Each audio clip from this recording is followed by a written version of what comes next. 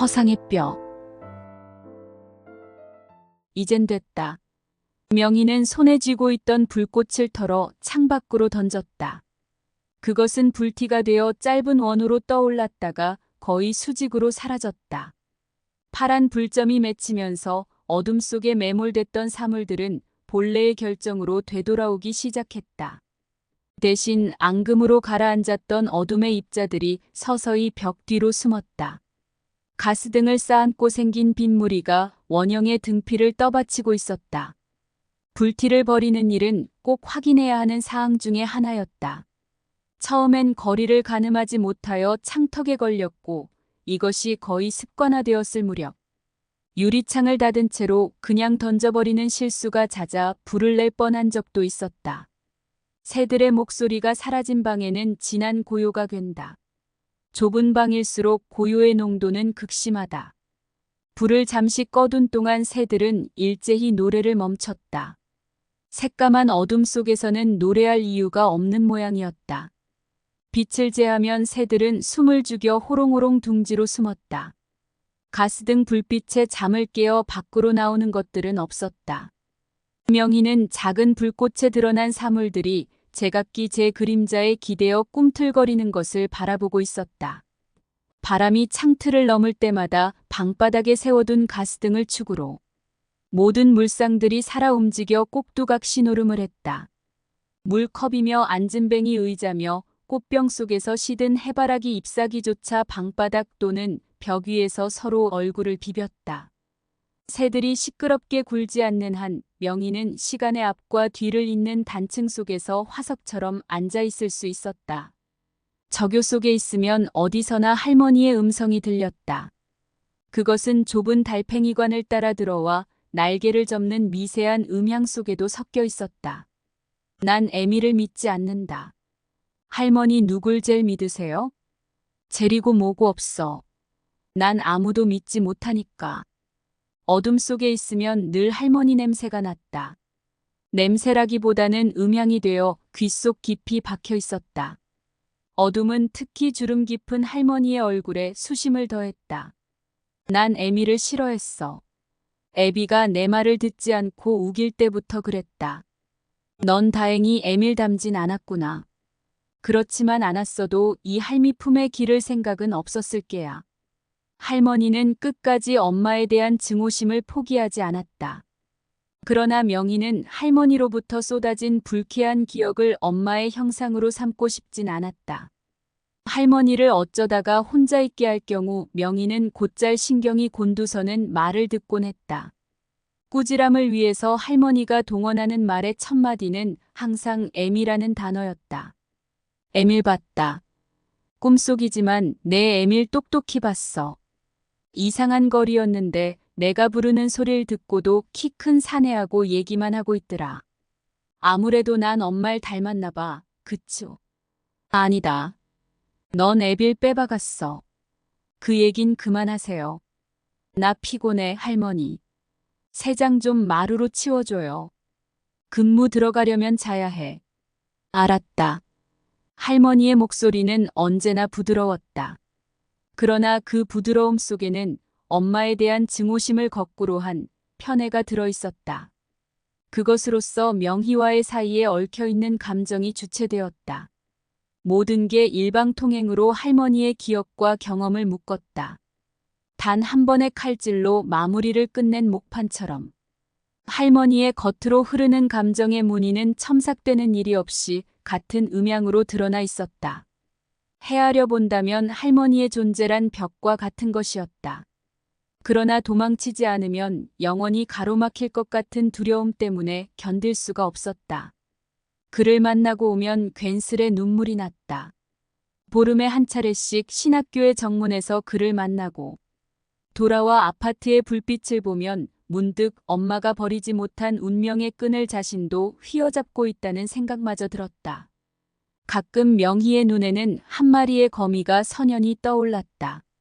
그것은 어둠 어딘가에 매복해 있다가 명주보다 질긴 한 가닥의 실을 움켜쥐고 소리 없이 직하하여 방 안에서 평면의 그물을 짜대는 것이었다.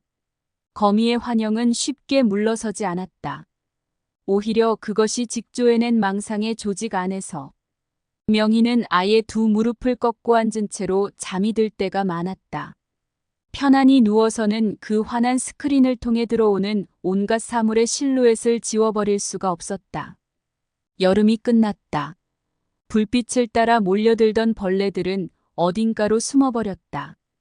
들판과 산을 휘돌아 그에게로 다가가면 그는 까만 제복의 소매 끝에 가을을 모아두었다가 명희에게 보여주었다. 아직 병색이 눈매에 남아 있었다. 이걸 가져.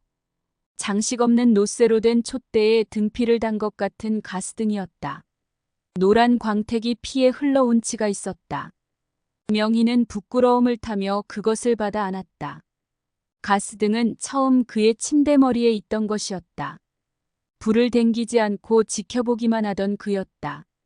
그가 신학대학생이란 사실은 명희에게 이상한 충격을 주었다. 그의 병록일지를 손에 쥐고서였었다. 난 내가 캡을 쓰고 다시 나타나리란 생각을 꿈에도 못했다.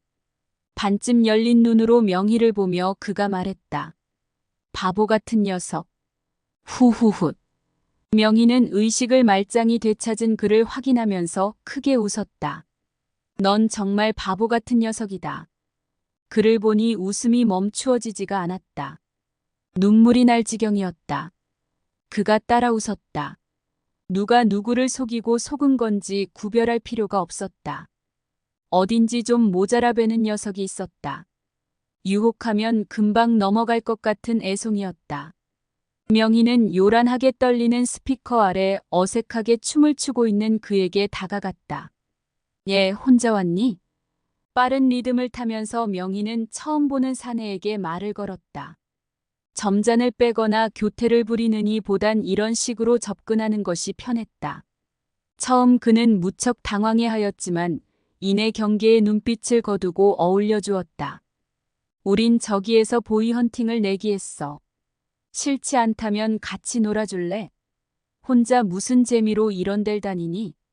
수술실의 동료들과 나이트클럽을 갔을 때 명희는 가장 파격적인 방법으로 파트너를 구했다. 동료들이 혀를 내두를수록 명희는 대담한 척했다. 그의 회화는 춤처럼 어색하지 않았다. 달변이었다. 사냥감을 자청한 5의 남자애가 그의 회화에 빨려들고 있었다. 헤어지면서 그는 이렇게 말했다. 즐거웠어. 놓치고 싶지 않지만 가야 돼. 난 배를 탄다. 고길 못 잡아도 바다 위에서 1년은 버텨야 하지. 고맙다. 오늘은 정말 잊혀지지 않을 거야. 잊지 않을게. 자, 안녕. 그게 2년 전의 일이었다. 명희는 지난 겨울 정형외과 병동으로 옮긴 지 2달쯤 지난 어느 날 환자가 되어 실려온 그를 만났던 것이었다. 어디선가 만난 적이 있을 거라는 막연한 추측이 그를 본 순간에 떠올랐던 것은 실로 신기한 일이었다. 명희는 입원실을 정해주고 그의 차트를 열어보았다.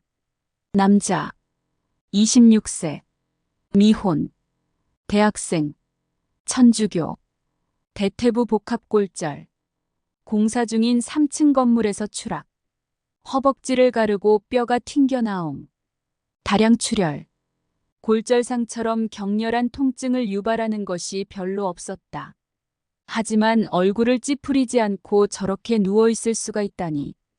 몇 달 동안 벌어진 시간의 단구가 한 남자의 절개된 상처 속에서 짙은 혈액으로 돋아올랐다. 맞아, 바로 그야. 명희는 고개를 돌렸다. 그리고는 말없이 마약장의 문을 열었다. 그가 신부 수업을 하고 있다는 사실을 안 것은 그를 데려온 공사 감독으로부터 들은 이야기 때문이었다. 처음엔 감독도 그를 날품 파리꾼으로 알고 있었다고 했다. 며칠 후에 학교 측에서 보호자를 보냈다. 뚱뚱한 사내였다. 명희는 사내가 선배일 거라고 직감적으로 느꼈다. 최소한 가족은 아니었다. 망가진 몸으로 누워있으려면 골절상은 아니어야 한다. 살을 벌리고 벌겋게 진물이 흐르는 곳에 거즈를 대고 금속 파이프를 뼈 속에 넣지 않으려면 살 속에 박힌 뼈를 뽑아 으스러진 곳을 짜맞추는 일이 없으려면 말이다. 그는 겨울과 봄을 병원에서 보냈다. 그의 친질한 거의 없는 것과 다름이 없었다. 이따금씩 서너시 찾아와 성가를 불러주거나 기도문을 암송하는 것이었지만 그는 정작 미쁘게 그들과 대화하지는 않는 것 같았다. 사람들이 그의 곁에 있을 때 명희는 아무 말도 하지 않았다. 그도 그것을 바라는 눈치였다. 명희는 한동안 힘든 밤 근무를 자청했다. 조용한 시간에 그의 차도를 지켜봐야 할 것 같은 막연한 의무감이 가슴에 자리하고 있었다. 왜 공사장에 갔니? 참다 못해 어느 날 명희는 그에게 물었다. 육체가 거추장스럽더라. 너무 편하기만 하면 난 욕심 많은 남자가 돼. 나이트클럽에 갔을 때 난 대뜸 알았지. 내 감정이 나를 신부로 만들어주지 못할 거라는 것을. 난 무력해. 그래서 질긴 남자들과 어울리고 싶었던 거야. 넌 바보다. 정말이지 편한 게 어때서 그러니? 넌 맹추 머저리 쪼다야. 명희는 갑자기 저기를 품고 잘라 말했다. 그러나 웃음이 터졌다. 좋아질 것 같아서였다. 목발을 짚고 간신히 일어설 무렵 그는 불면을 시작했다. 한참 동안을 미동도 하지 않고 거미처럼 웅크린 어깨를 펴고 한숨을 토하곤 했다. 환자의 상태를 적는 기록란에 그런 이야기를 낱낱이 기록할 수 없다는 것이 명희는 슬펐다. 그는 명희가 맡고 있는 환자가 아니었다. 다만 이해할 수 없는 그리고 보호막이 필요한 이웃이라는 생각이 들었다. 라운딩을 하던 의사가 가끔 와서 환자가 안정을 못하고 있다는 것을 귀띔하였지만 그 이유를 캐어묻고 싶은 생각은 없었다. 넌 하느님이 사랑이시라는 것을 믿니? 벽에 기대면서 그가 엉뚱한 질문을 던졌다. 난 아무것도 몰라. 그런 건 말하기조차 싫어. 무신론자니까 미안해. 명희는 말끝에 미소를 다는 것을 잊지 않았다. 나는 늘 나를 속여왔어. 그런 말은 왜 하니? 진실이야. 군에서 제대를 한 이후 난 신과 종교의 문제를 줄곧 생각해왔어. 하지만 내 기대와 외적인 현상은 서로 빗나가고 있었어. 억지로라도 믿기로 했었지. 하느님이 바로 사랑이시다라고 말이야. 그렇지만 난 더 이상 날 속이지 못하겠어. 모든 것을 쉽게 수용해버려야 하는 믿음부터 가짜 같아. 교회는 하나님의 존재가 형상이 아니라 말씀이라 하면서도 믿음을 방자한 우상을 섬기라 하고 있어. 나 외엔 다른 어떠한 신도 믿지 말라는 질투의 신을 말이야. 우리의 민간 신앙이 예부터 오랜 시일을 두고 민족 정서에 어우러져 만들어진 것이라면 기독교는 유대인의 정서를 핵으로 하는 신앙이지. 유대의 역사와 문학유산이 신성한 말씀으로 전도된 것은 기막힌 일이야. 과학에선 이미 달을 정복했지 않니? 그러나 종교는 아직도 독선과 무지의 터널 속에 빠져 있어. 이런 식이지. 태초에 말씀이 있기를 달엔 옥토끼와 개수나무가 있었다. 이건 전래의 말씀이다. 아무도 부정 못한다. 만약에 당신이 이 진실을 끝까지 왜곡하려 한다면 우린 신의 이름으로 당신을 처단하겠다. 너무 오랜 동안 종교는 그렇게 진실을 기만해왔어. 사실 그 집단이 허위를 조장해. 이를 위해 독선을 만드는 거야. 자, 똑똑히 봐, 임마. 이게 달이다. 옥토끼가 있니? 먼지뿐이야. 거짓말쟁이 같으니라고. 암석덩어리와 유토피아를 잘 구분해봐. 그때서야 비로소 함구하겠지. 그네들의 무지를 불쌍히 여기소서. 아멘. 난 신에게 제물을 바치는 것이 이상하다고 여긴 적이 있어. 전능한 신이 왜 인간의 제물을 탐낼까? 그것도 생각해볼 문제지. 인간의 제물을 기대하는 자, 인간의 빌물 듣고 그에 응해야 하는 자인 신은 은혜와 재앙이라는 큰 모순을 안고 있어. 그에게 의존하는 삶이 아니면 지극히 배타적인 신이 지극히 인간들의 오장을 닮은 이유는 무엇일까? 귀금 속에 잔인하게 처형당한 한 사내를 새겨넣고 사랑이란 단어를 팔고 사는 종교가 무지해 보이지 않는다면 정말 이상한 거야. 또 난 교회의 운영을 위해 걷는 헌금에 대해 더 반감을 가진다. 그것을 속죄의 권리금으로 알고 있는 자들에 대해서도 말이지. 우리가 무엇을 안다고 주장해야 할까? 정말이지 신이 무엇을 구원할 수 있다고 우리가 믿어야 하는 걸까? 아냐, 이제까지 외면을 당해왔던 건 신에게라기보다 사람들에게였던 것 같다. 우린 서로를 구원해주지 않으면 안 될 거야. 더 이상 속이거나 속지도 말자. 사람을 하나님이 만들었다고 주장함으로써 아직도 남자의 갈빗대 하나가 부족하다고 믿게 하는 짓은 교묘하게 발달한 종교만이 인간을 구원하는 것은 아니니까. 우상에 대한 소심한 귀속을 구원이라고 오해하지는 말아야 할 텐데. 매우 반종교적인 생각이구나. 그는 긴 말을 마치고 고개를 숙였다. 명희는 그가 감당 못할 미궁에 빠져가고 있다는 생각에 측은해 보였다. 태원은 그의 고집에 의해서 뜻하지 않게 감행되었다. 그는 자신이 빠져나올 수도 없는 그물을 명희에게 남겨주고 떠난 것 같았다. 한동안 병실에는 허전함이 침전물처럼 괴어 있었다. 몇 개월을 버텨보려고 노력했다. 그가 복학을 했던 다음해 봄까지 어렵게 시간이 흘렀다. 늘 불안한 일상이었다. 그래서 새 장을 들여놓았던 것이었다. 할머니는 소일거리를 만난 듯 환하게 미소를 지었다. 그게 무슨 새냐? 이건 카나리아, 이건 문조, 이건 십자매예요. 모두 13마리였다.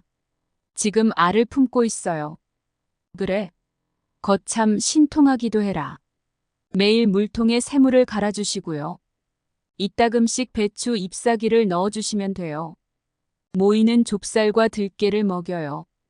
방에 들여다 놓을까요? 할머니. 그래, 냄새가 나지 않을까? 괜찮아요. 새들을 바라보는 것은 즐거운 일이었다. 할머니는 새들의 부리 안에서 파슬파슬 바스러지는 좁쌀 알갱이를 바라보면서 하루를 보냈다. 미넨의 엄마로부터 편지가 왔다. 짧은 내용이었다. 의무감이 아직도 남아있는 모양이었다. 서구의 짙은 안개 냄새 가운데 엄마가 서 있었다. 명희는 그것을 찢어발겼다. 손끝에서 엄마의 목소리가 묻어났다. 그러나 정작 엄마의 음성이 기억되지 않았다. 엄마는 명희에게 꿈을 주어 본 일이 없었다.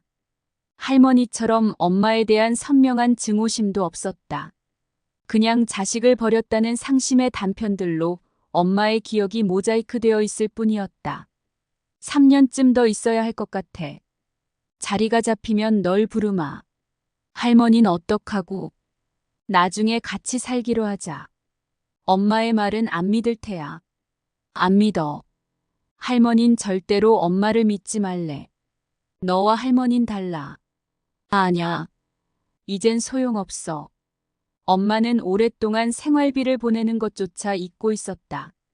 할머니는 질긴 여자였다. 남의 집 허드렛 일로 명희를 키웠지만 한 번도 군기를 보인 적이 없었다. 애비가 일찍 떠난 게 죄라면 죄다. 내 애민 널 베지 말았어야 했어. 생명부지의 여자를 등에 업고 들어올 때부터 난 예감했었다. 임신 중독에 숨이 넘어갈 만하니까 죽일 수가 없어 데려온 거야. 그래서 내 허락도 얻기 전에 내가 태어났다. 한 집에 2마리의 거미가 살지 않듯이 명희는 그런 가게를 가지고 있다고 생각했다. 적어도 성인에게만은 혈통이 어김없이 적용되었다. 할아버지가 광산업을 할 때 갱이 무너져 3명의 인부가 생매장을 당한 이후 가족은 운명의 등고선을 지킬 수 없었다는 것이다. 폐광하여 거리로 내앉게 된 한 가족의 비움 같은 것이었지만 사람들은 그 재앙이 3대로 이어가고 있다고 했다. 피할 수 없는 일인 것 같았다. 아예 없는 줄만 알았던 삼촌이 불쑥 나타나 할머니를 데려간 일도 그랬다. 누구세요? 삼촌이다. 내게 삼촌이 있었어요? 그래, 내가 숨겨왔다. 감옥살이랬지. 나쁜 짓을 한 게 아니었다. 내가 이해 못할 일도 세상엔 있다는 것을 알아둬라. 인사드리고 처음 뵙겠어요. 삼촌. 삼촌이라는 사내는 시력이 무척 약한 듯이 얼굴을 펴지 못하고 명희를 바라보고 있었다. 그 남자가 손을 내밀었다. 명희는 그 손을 잡지 않았다. 미안하다. 할머니를 돌봐드리느라 고생이 많았겠구나. 그게 아니라 할머닌 절 기르셨어요. 이제부터 할머닌 내가 모셔야겠다. 자주 연락하마. 혼자 있는 것이 불편하지 않겠니? 허긴 넌 다 컸으니 걱정은 필요 없겠지만 말이다. 할머니 생각은 어떠세요? 명희는 낯선 남자와 할머니를 번갈아 보며 말했다. 내 원망이 없다면 고향에 갈 것을 미리 준비했었다. 할머니를 조금도 원망하지 않아요. 결국 혈통은 빗나가지 않은 셈이었다. 아무도 빈방을 찾아와 줄 사람이 없었다. 전혀 구속이 없었고 때문에 그를 찾아 보름에 한 번씩 기차를 탈 수가 있었던 것이었다. 밤마다 그의 꿈을 꾸었다. 그의 손엔 언제나 상여꽃이 쥐어져 있었다. 교회에서 우리 엄마의 정체를 알아냈어. 난 그게 부끄럽지 않다. 그런데 그들이 날 신학교에 입학시켜준 것을 후회하고 있어. 우리 엄만 무당이야. 하얀 상여꽃을 잡고 주문을 외면 어떤 홀령도 부를 수 있댄다. 언제나 그가 상여꽃을 흔들고 있었다. 날 죽게 하려는 거니? 아냐. 그냥 널 부르는 거야. 병신 같은 녀석, 그런 꽃, 다시는 흔들지 마라. 담배를 거푸 피웠다. 마약장의 여분으로 남은 데메롤이 간혹 필요할 때가 있었다. 모든 게 답답하기만 했다. 명희는 방학이 되었을 학교의 전경을 상상했다. 해화동 성당을 문 앞에 두고 아침마다 기도실에서 묵상 대신 자신의 운명을 점쳐보고 있다는 그에게 무엇을 도울 수 있단 말인가. 벽에 기대어 또 한 개의 성냥불을 아래층으로 던졌다. 담배 연기는 심한 구토증을 느끼게 했지만 혀와 머리를 잇는 신경들을 잘도 끊어내었다. 천정이 빙글빙글 회전했다. 숨도 제대로 몰라 쉴 수조차 없었다. 그러나 그게 좋았다. 어둠 속에서 짐승처럼 웅크려 앉은 채로 새벽을 기다리려면 너무나 길고 지루하니까. 병원 일은 갈수록 엉망진창이었다. 수간호사가 병가를 올려주겠다는 말을 했다. 대기실 세면대의 거울에 비친 젊은 여자는 이전의 명희를 전혀 닮지 않고 있었다. 새들이 몹시 추워하는 모양이었다. 방에 불을 지피지 않은 지 오래되어 새들은 부숭숭하니 털을 세우고 횃대를 잘 떠나지 않았다. 명희는 연탄불을 피웠다. 그리고 다시는 그에게 찾아가지 않으리라고 결심했다. 햇살을 보면 그것도 손바닥에 살푼 내려앉은 햇살을 보고 있으면 살 것 같다. 햇빛은 해독제다. 데메로를 완 앰플이나 팔뚝에 꽂아도 햇볕 속에서는 어림없는 일이다. 햇살을 받으면 트림이 났다. 트림을 해야 눈물이 멎는다는 것을 명희는 알고 있었다. 무엇이든 삭힐 수가 있기 때문이었다. 명희는 창틀을 넘는 햇살로 인해 방 안에 탄탄히 조여있는 거미줄이 한 가닥씩 풀어져 내리는 것을 보았다. 의식이 뚜렷해지면 질수록 거미줄은 공간에서 잔영을 남기지 않았다. 성애가 얇은 막으로 유리창에서 한 뼘 정도 자라나 있었다. 그것은 적은 양의 빛을 굴절시키고 있었다. 명희는 세 장의 문을 열어 물통을 꺼냈다. 모이는 아직 남아있는 것 같아 그냥 두었다. 빨간 부리의 문조 한 마리가 둥지 앞에서 졸고 있었다. 병든 놈은 때를 가리지 않고 좁니다. 격리시켜놔야지요. 점원은 날지 않는 새를 주의해야 한다고 명희에게 일렀다. 괜찮아지겠지. 물을 갈아주면서 명희는 자신을 타이르듯이 중얼거렸다. 방 안의 공기가 따뜻해지자 새들이 제한된 공간 안에서 조심스럽게 날았다. 세 개의 조롱을 관통하는 빛이 날개에 부딪히면서 유채색의 공명음을 냈다. 제일 둔해 보이는 것은 두 쌍의 십자매였다. 둔한 만큼 생명력이 있다는 거였다. 예민한 것과 생명력이 강하다는 것은 역함수의 관계에 놓여 있는 거라던 새각의 주인의 선. 굵은 목소리가 얼핏 기억 위를 날았다. 아직도 가스등이 불꽃을 달고 있었다. 밝은 공간에서 불꽃이란 산화 현상 말고 더 무엇이 있을까? 명희는 밋밋한 동체에 달린 밸브를 닫아 불을 껐다. 힘겹게 오전 일이 끝났다. 식당으로 난 복도가 너무 컴컴해 보였다. 식당 문을 밀다 말고 주춤 물러서면서 명희는 동행이던 수간호사에게 말을 꺼냈다. 점점 병원이 싫어져요. 그만두고 싶어요. 웬일이니? 어디 아파 보여. 그러잖아도 내가 무리한 것 같아서 결제를 받아놨어. 좀 쉬면 나아질 거야. 유리문의 저편에서 그녀들이 밝게 떠들고 있었다. 아파서 그런 건 아니에요. 그냥 병원을 떠나고 싶다는 생각을 했어요. 환자들이 보이면 왠지 그래요. 다른 부서로 옮겨달라고 부탁해 볼까? 마찬가지일 거예요. 의사와 다툰 적이 있니? 아니요. 그럼 제 기분을 어떻게 설명드릴 수가 없네요. 할 수 있다면 나중에 말씀드릴게요. 그래라. 사흘이야. 병가가 끝난 뒤에 얘기하자. 고마워요. 대기실로 돌아온 명희는 가운을 벗었다. 떨어지지 않던 두꺼운 허물을 벗은 느낌이었다. 천정으로 올라간 스팀 파이프를 붙들고 거울 앞에서 명희는 머리를 빗었다. 한 움큼의 머리카락이 빠졌다. 거울 속에 든 낯선 여자가 그것을 뜯어내고 있었다. 문 가까이서 기척이 들렸다.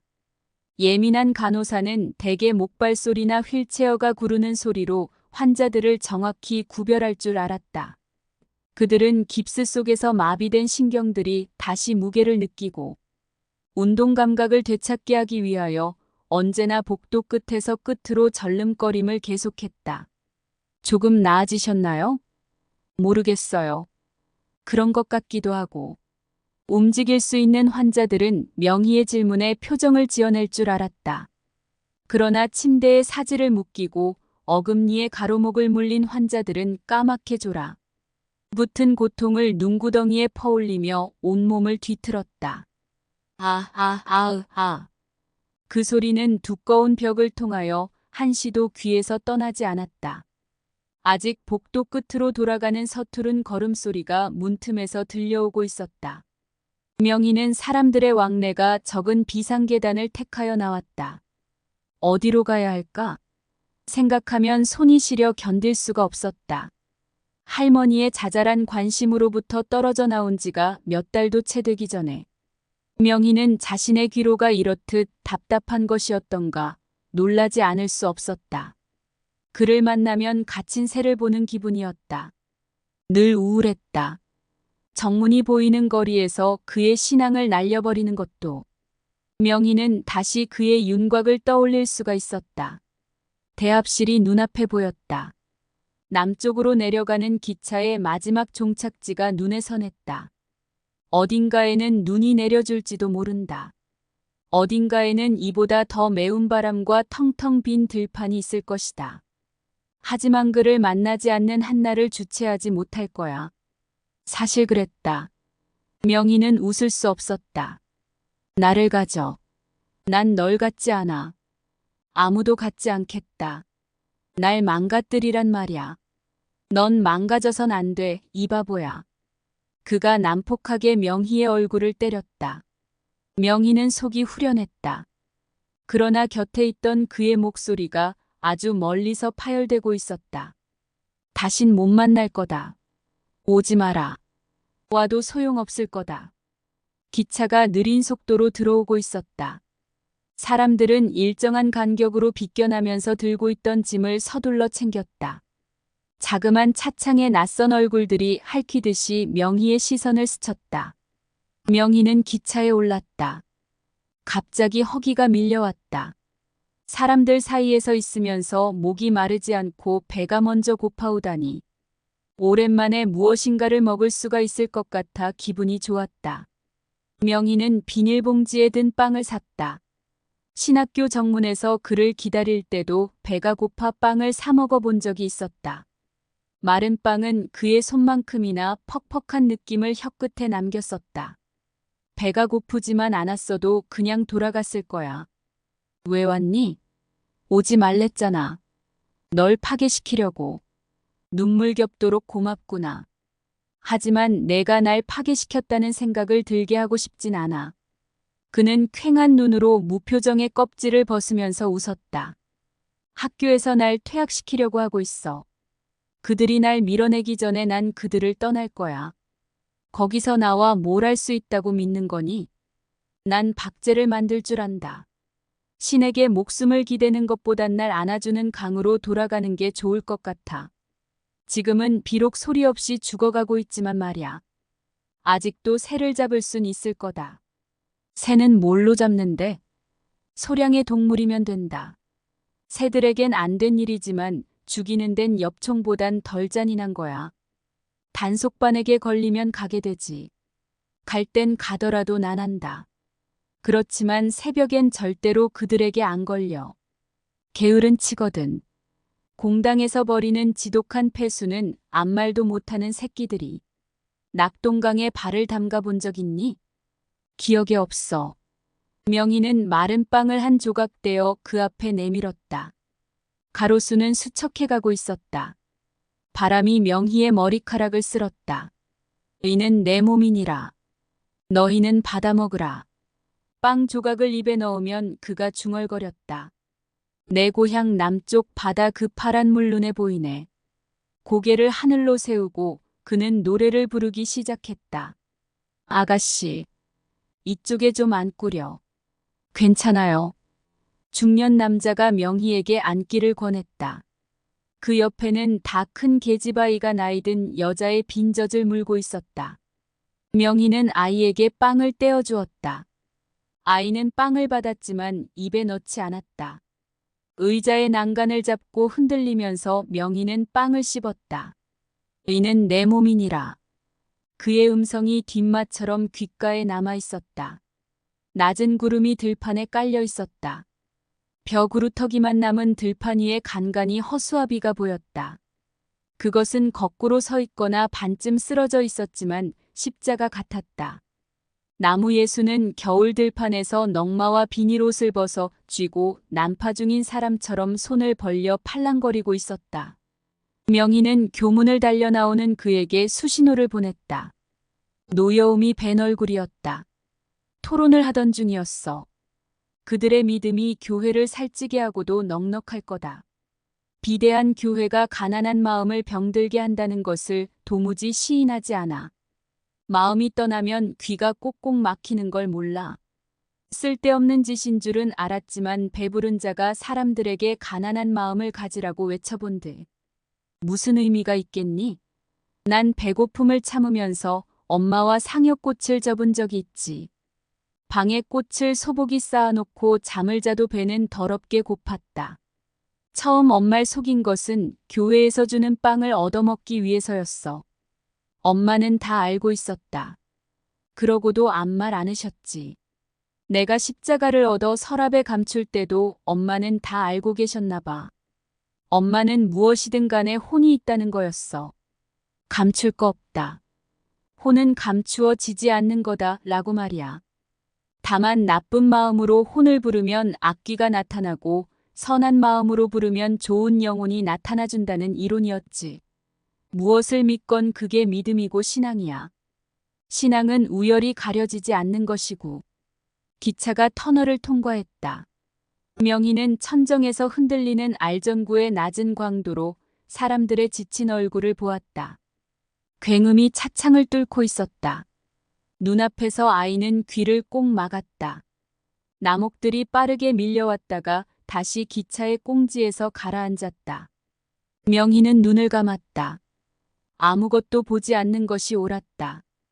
형상을 봄으로 해서 거기에 감정을 매달고 더욱 위태롭게 남아야 한다면. 그러나 다 쓸데없는 일이다. 망막이 용서하지 않으니까. 기차는 간이역을 무수히 스쳐 지났다. 어느 역에서 측백나무 울타리 밖에 서 있던 아이들이 손을 흔드는 것도 보았다. 역사를 지날 때마다 그 색도에서 날이 저무는 것을 느낄 수 있었다. 산이 들판에서 지친 소처럼 엎드려 있다가는 마침내 어둠에 갇혀버렸다. 가끔 불빛 조각이 차창을 핥았다. 5번째의 긴 철교를 지났다. 예의강은 기억대로 공단의 불빛을 받아 은박지처럼 차갑게 빛나고 있었다. 명희는 다음 역에서 내려야겠다고 생각했다. 낯선 곳에서 기차가 멈췄다. 역사의 수운등이 철길을 내리쏘고 있었다. 휘감기는 불빛을 등으로 받으며 명희는 철길을 건넜다. 혼자였다. 역 앞의 식당에서 요기를 했다. 문에 걸린 외등을 낚궈채는 바람소리가 귀를 찔러댔다. 경운기 한 대가 역 광장에서 시동을 걸고 있었다. 둔한 엔진 소리가 우렁우렁 울렸다. 운전대는 소년이 쥐고 있었다. 명희는 소년에게 길을 물었다. 공단을 도는 버스가 방금 끊어졌어요. 얼마나 머니? 2시간을 걸어야 하는데 걸어선 못 갈 거예요. 그래도 말해주지 않으련 제가 태워드릴까요? 도중에서 꺾어져야 하지만 거기까지 갈 수도 있어요. 그렇게 해주겠니? 전 거짓말 안 해요. 소년이 눈짓을 했다. 명희는 짐바지 칸에 올라앉았다. 바람 때문에 눈이 떠지지 않았다. 자꾸 그의 얼굴이 떠올랐다. 집에서 보면 철교가 보인다. 모두 그걸 12공굴이라 불렀지. 여름엔 또래들과 어울려 그 위에서 강으로 다이빙을 했었어. 기차가 올 때까지 햇볕에 등을 태우고 있다가 가까이 오면 잽싸게 강으로 뛰어내리는 것이었지. 무섭게 달려오는 기차를 겁먹은 애들은 없었어. 그걸 보는 어른들이 겁을 먹지만 말야. 보도블록에 쪼그려 앉아서 그는 바보처럼 웃었다. 뼈속이 텅 비어있는 목소리였다. 그땐 그를 안아주고 싶었다. 넌 아무것도 할 수 없을 거야. 그렇지 않아. 난 아무것도 두려워하지 않으니까. 넌 겁쟁이야. 명희가 먼저 손을 내밀었다. 잡힌 손이 쇠갈퀴 같았다. 앉은 채로였다. 사람들이 귀가를 서두르고 있었다. 곧 등화관제 훈련이 있을 거라고 가두방송이 터져나왔다. 그만 가봐야 해. 명희는 화가 났다. 가지마. 그러나 그는 손을 풀고 일어섰다. 육중한 철문이 그를 삼키는 것을 명희는 바라보고 있었다. 사이렌 소리가 길게 울리기 시작했다. 혹시 가는 길목에 공굴 같은 거 있니? 네, 12공굴요. 그 말에 명희는 안심이 되었다. 몇 살이니? 15요. 어른처럼 운전을 잘하는구나. 아버지한테 배웠거든요. 소녀는 뽐내듯이 속력을 더했다. 경운기는 이외로 잘 달렸다. 앉은 곳이 불편했지만 유쾌했다. 내 고향 남쪽 바다 그 파란 두울 눈에 보이네. 꿈엔들 잊으리요. 작은 소리로 노래를 불렀다. 먹던 빵으로 간단한 성찬식을 벌이던 날 명희는 그가 부르다 만 노래를 끝까지 불러주었다. 그는 수첩의 종이로 학을 접어 명희에게 내밀었다. 이걸 가져라. 행운의 표상이야. 바람이 불었다. 강 비린내가 옅은 기름 냄새에 섞여 코에 스몄다. 빛이 턱 앞에 와 있었다. 사람들의 발소리도 가까이서 묻어왔다. 다 왔어요. 고맙구나. 음악 선생님이시지요? 아니, 노래를 부르실 때 그럴 거라고 생각했었어요. 난 간호사라는 말은 하고 싶지 않았다. 소녀는 명희를 내리게 하고 머리를 돌려오던 길을 달렸다. 정말 고맙다. 널 잊지 않을게. 명희는 어둠에 대고 한 옥타브 높은 소리로 외쳤다. 공단 가까이엔 여관이 많았다. 젊은 사내가 명희의 신발을 들어주며 방으로 안내했다. 방에서도 윤곽으로 검은 강둑이 보였다. 확신이 있었다. 영혼은 부르는 거야. 믿음이 그를 움직이게 하지. 엄마가 꽃을 흔드는 것과 성찬식은 비슷한 거야. 그의 말에는 무모한 신념 같은 게 배어 있었다. 명희는 벽에 기대어 수첩을 펼쳤다. 그가 준 종이학이 보고 싶어서였다. 학을 만지면서 잠깐 눈을 붙였다. 여명속이었다. 짙은 안개가 모든 것을 나직이 누르고 있었다. 밤엔 괴물처럼 보이던 공장의 굴뚝들이 무채색 바다 위에 돛으로 떠 있었다. 명희는 강가로 달려갔다. 안개 냄새에 숨이 막혔다. 마른 갈대밭을 지났다. 그것들이 정강이를 때렸지만 하나도 아프지 않았다. 가까이서 본 강물은 진한 갈색이었다. 발을 옮길 때마다 검은 진흙이 발목 위까지 차올랐다. 수렁속이었다. 썩은 내가 풍겼다. 명희는 사방을 둘러보았다. 회색 바다엔 아무것도 떠 있는 것이 없었다. 모든 것이 바다에 잠겨 죽어버린 것 같았다. 신경의 끝에 모이는 것은 바람소리거나 명희의 숨소리뿐이었다. 너무 춥고 더러운 강이야. 여길 떠났던 새는 아마 다신 돌아오진 않을 거야. 물에서는 여전히 뽀얀 김이 피어오르고 있었다. 명희는 구두를 벗었다. 발가락이 터지게 시렸다. 그래도 구두를 씻어야 걸을 수 있을 것만 같았다. 생각보다 물은 훨씬 따뜻했다. 빨갛게 달아오른 손조차 물속에서는 견딜만 했다. 할머니는 입버릇처럼 말했었다. 난 아무도 믿지 않아. 아무도. 그가 안개 속에 불쑥 나타나 줄이란 건 망념일는지 모른다. 하나 그의 말대로 혼이 불러질 수 있는 것이라면 그는 이곳에 와야 하고 어딘가에서 새를 노리고 있어야 한다. 명희는 주머니에서 모로 접힌 새 한 마리를 꺼내들었다. 바람이 불었다. 낮은 음계로 강이 떨었다. 명희는 그것을 강물에 던졌다. 마음이 아팠다. 넌 굶어 죽고 말 거야. 안개가 걷히고 있었다. 멀리 공장 연기가 시커멓게 피어오르고 있는 것이 보였다. 명희는 고개를 돌렸다. 안개 속에서 무엇인가를 보았다는 생각을 한 것은 거의 동시였다. 분명 오리였다. 명희가 본 것은 한 키로 자란 갈대숲을 비껴 강줄기를 따라 파득이고 있는 한 마리의 청둥오리임에 틀림없었다. 난 너를 믿겠다. 끝까지 들어주시어 감사합니다. 좋아요와 구독은 제작하는 데 큰 힘이 됩니다.